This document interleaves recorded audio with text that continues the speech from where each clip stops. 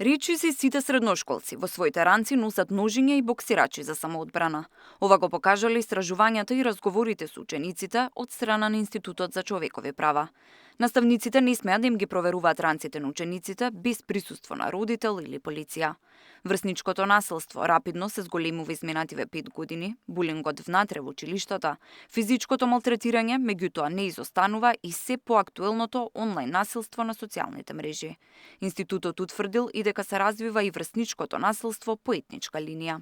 Различниот став помеѓу наставниците и учениците.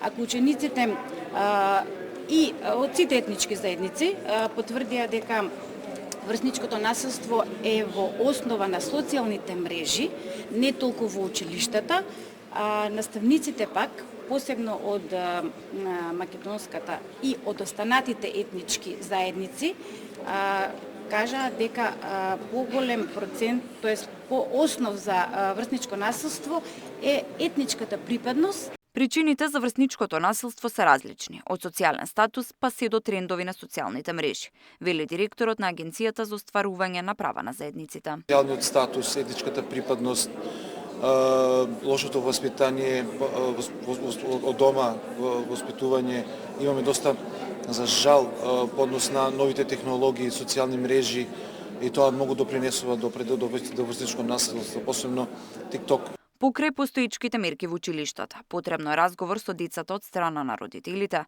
да се зголеми довербата меѓу наставниците и учениците, но и да се разговара со педагозите и психолозите во училиштата. Да им се посочи на децата дека доколку физички се пресметуваат над 14 години, може и кривично да одговараат. Тамара Дичевска, Сител телевизија.